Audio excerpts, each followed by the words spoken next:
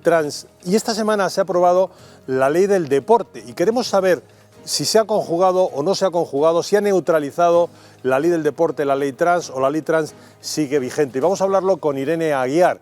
Ya saben ustedes que es abogada deportivo. ¿Abogado deportivo o abogada? Buenas tardes, Irene, buenas noches. Hola, buenas noches. ¿Abogado o abogada? Me da igual. Bueno, la ley del deporte que se ha aprobado esta semana, ¿de alguna manera neutraliza lo que de negativo tiene la ley trans? En cuanto al deporte femenino, lógicamente, hablamos. La verdad es que no, esto es algo que yo he sido bastante crítica. Yo tuve oportunidad de informar sobre este proyecto de ley del deporte y yo solicité a los diferentes grupos parlamentarios que tenían que prever esto. Es decir, no podemos ponernos una venda en los ojos y hacer como que esto no está pasando y el deporte pasar de largo y permitir que otras leyes sectoriales se metan en esto, porque es lo que está sucediendo, por ejemplo, en las comunidades autónomas, que las leyes trans se están metiendo en el deporte y permitiendo, en tal caso, que cada uno compita según el sexo que diga sentir. Entonces, lamentablemente, la ley del deporte no ha entrado en esta cuestión y no la ha protegido como debiera. Yo creo que aquí hay que tomar una decisión sobre si el sexo es relevante para el deporte o no. Yo les adelanto que sí lo es y entonces debería categorizarse por sexo. Hubo un grupo parlamentario que lo propuso, que fue Vox. Lamentablemente, algo que me parece de sentido común, que es que cuando las competiciones se categoricen por sexo, se atienda al sexo real, pues a mí me parece que es algo que todos deberían tener acuerdo, pero el resto de grupos, todos, votaron en contra, excepto Ciudadanos, que se abstuvo. Tú has escrito, una cosa es ser y otra sentir, y lo que se tiene en cuenta en la competición es precisamente lo que eres, no lo que sientes. Parece tan obvio que resulta, explicarlo, resulta un poco inocente, ¿no? Efectivamente, tenemos que empezar a distinguir de forma seria entre el ser y el sentir. Una cosa es lo que cada uno es y otra cosa es lo que cada uno pueda sentir. Y en el deporte es que los sentimientos son absolutamente irrelevantes, pero no solo en la identidad de género, que es que hay gente que ni siquiera la tiene. Yo, por ejemplo, no tengo identidad de género, ¿no? Y mucha más gente tampoco la tiene. Pero es que en el deporte tampoco preguntamos cuál es la religión de cada uno o cuál es su orientación sexual, y esto debería permanecer así. Es decir, si al deporte no le importa tampoco la ideología, pues no debe preguntarla. Y tampoco es relevante la identidad de género, entonces tampoco debería tenerse en cuenta. ¿Has sufrido la política de la cancelación que se está realizando con todos aquellos que se distinguen por disentir de la teoría oficial? Sí, de hecho hace muy poco, lamentablemente, ha sido cancelado, se ha tenido que cancelar el Congreso de Mujeres y Deporte en el que iba a participar en una mesa precisamente tratando esta cuestión. Bueno, el nombre de la mesa era la defensa de las categorías deportivas, una visión internacional. Y se iba a organizar en Gran Canaria, el Cabildo de Gran Canaria era coorganizador y hubo una orden de vetar esa mesa precisamente.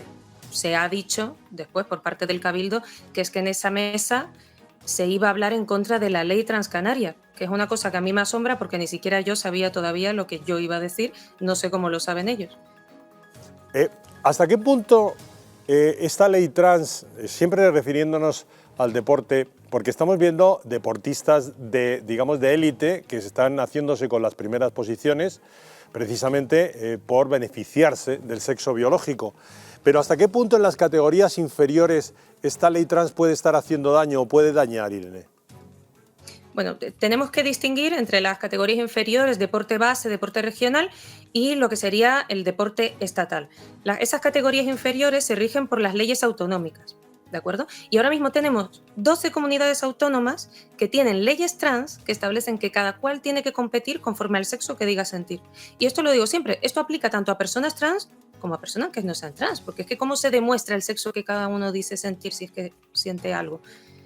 Lo que quiere decir es que cualquier persona va a llegar a la competición deportiva y va a decir yo me siento hombre o yo me siento mujer y por tanto tú me tienes que permitir competir en esa categoría que yo te estoy diciendo sin ningún tipo de otro requisito, ¿de acuerdo? Y luego la ley estatal a lo que aplica es las competiciones estatales. ¿Qué pasa con la ley transestatal, el proyecto de ley transestatal? El texto actual, que todavía puede sufrir algunas modificaciones, prevé el deporte en unos términos similares a lo que voy a decir ahora, y es que en las competiciones deportivas se atenderá a la normativa de las federaciones aplicable, internacional y demás, dirigida a evitar una ventaja y demás.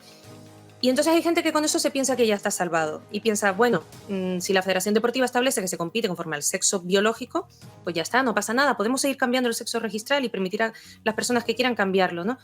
Pero claro, ¿y las federaciones deportivas cómo saben el sexo de la persona? Si resulta que donde se ha registrado ese dato se ha permitido cambiar a voluntad. Y no solo eso, sino que se permite cambiar las veces que se quiera. Es decir, es que va en contra de los propios principios registrales, que es registrar un dato veraz. Pasa a lo que decíamos de distinguir el ser y el sentir, ¿no? Pasa de registrar lo que se es a registrar un sentimiento. Irene, con la experiencia que tú tienes, que has examinado todas las referencias nacionales e internacionales, ¿hacia dónde está yendo el deporte femenino? Bueno, el deporte femenino en general está viviendo una expansión impresionante. Queda mucho camino, evidentemente, para la igualdad, pero se está haciendo un camino muy importante estos últimos años. Un hito muy representativo de esto, por ejemplo, es la profesionalización del fútbol femenino aquí en España, con la creación de la primera liga profesional femenina.